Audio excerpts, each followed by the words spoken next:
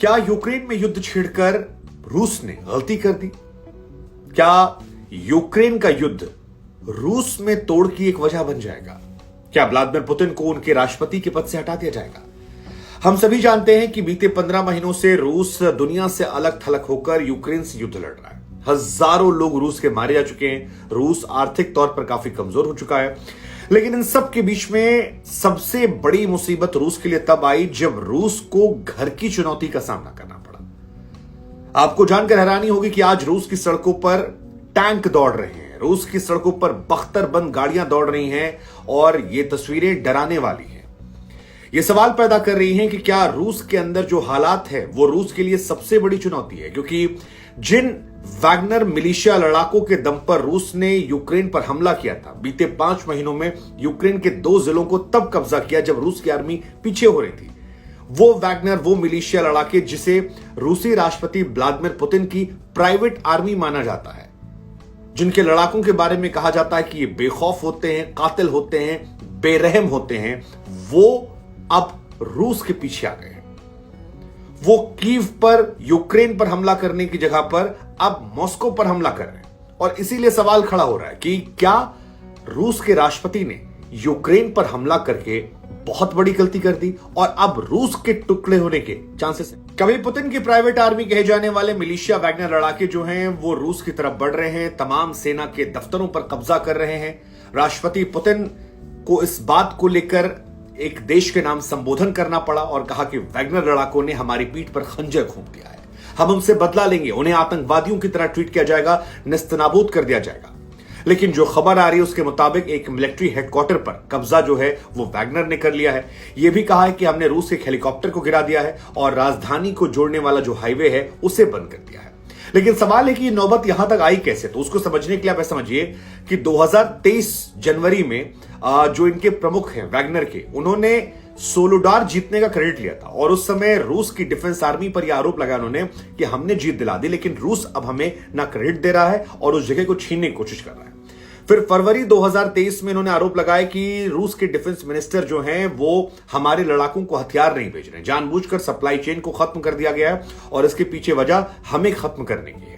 फिर 5 मई को उन्होंने धमकी दी कि अगर हमें हथियार नहीं मिला तो फिर हमारे लड़ाके जो हैं वो बाखमत से बाहर निकल जाएंगे। और उन्होंने ये भी कहा कि हमारे हजारों लड़ाकों को यूक्रेन ने मार दिया क्योंकि रूस ने हमें हथियार नहीं दिया है। फिर 24 मई को उन्होंने एक और वीडियो जारी किया, लाशों के बीच में खड़े होकर एक वीडियो जारी किया और कहा देखिए आपकी वजह से क्या हो रहा है, हम आपके लिए लड़ रहे थे रूस, आप हमारे साथ गद्दारी नहीं कर सकते, आप हमें हथियार भेजिए, हथियार नहीं भेजेंगे हम मर जाएंगे। इसके बाद फिर रूस के जो अभी रक्षा मंत्री हैं, उनको, डिफेंस मिनिस्टर, उनको लेकर एक मैसेज जो है वो इसी वैगनर की तरफ से कहा गया और कहा गया कि उनमें युद्ध लड़ने की क्षमता नहीं है। और ऐसा माना जा रहा है कि जो ये पूरा ग्रुप है वो रूस के रक्षा मंत्री के खिलाफ ज्यादा है, क्योंकि उन पर यह आरोप लग रहे हैं कि उन्होंने हथियार सप्लाई को रोक दिया और वैगनर ग्रुप की तरफ से कहा गया कि उनमें जंग जीतने की क्षमता नहीं है। इसके बाद 5 जून 2023 को यह फिर एक दावा किया गया कि बाखमत जीतने के बाद उसके लड़ाकों को मारने के लिए, मतलब पहले आपने वहां भेजा, वो जंग हमने जीती और उसके बाद उसी ग्रुप को मारने के लिए रूस की डिफेंस मिनिस्ट्री ने यह साजिश रची थी और रास्ते में माइंस बिछाई गई थी ताकि उनकी मौत हो जाए। लेकिन अब इस बात को वो समझ रहे हैं और यहां से लड़ाई जो है वो काफी बातें निकलनी शुरू हो गई थी। इसके बाद 11 जून 2023 को रूस के रक्षा मंत्रालय की तरफ से आदेश जारी किया गया कि जितनी भी प्राइवेट टुकड़ियां, यानी कि वैगनर मिलिशिया और जो और भी वहां कई सारे लड़ाके ग्रुप हैं, वो रूस की सेना में शामिल हो जाए। तो आप समझ सकते हैं कि लड़ाई जो हुई है वो एक दिन में नहीं हुई है। लेकिन उसके बाद वैगनर ग्रुप की तरफ से कहा गया कि हम किसी भी ऐसे कॉन्ट्रैक्ट को शामिल नहीं करेंगे और हम नहीं जाएंगे वहां पर। और यहां पर बार बार कहा जा रहा था कि जितने प्राइवेट आर्मी हैं वो शामिल हो जाएं, एक समझौता हम कराएंगे और फिर उसके बाद आप ऑफिशियली रूस की तरफ से लड़ेंगे। बहुत हो गया, आप एक प्राइवेट आर्मी के तौर पर लड़ें क्योंकि बाद में हमें आपसे भी खतरा हो सकता है। और इसके बाद 23 जून को एक आरोप और लगाया जाता है वैगनर ग्रुप की तरफ से कि हमारे ऊपर रूस की तरफ से मिसाइल हमला किया गया है। हमारे पास तकरीबन 50-55 हजार जवान हुआ करते थे, जिनमें से 30,000 जवान जो हैं वो मर गए हैं और उसकी वजह रूस के रक्षा मंत्री हैं जिन्होंने हमें समर्थन नहीं दिया। और फिलहाल ये वैगनर ग्रुप जो है ये 3 लोगों के पीछे पड़ गया है। एक रूस के रक्षा मंत्री सरगेई को लेकर, दूसरा व्लादिमीर पुतिन को लेकर और तीसरा रूस के आर्मी चीफ। हालांकि रूस के राष्ट्रपति ये कह रहे हैं कि हम इनसे निपट लेंगे, हमें कोई इनसे परहेज नहीं निपटने में।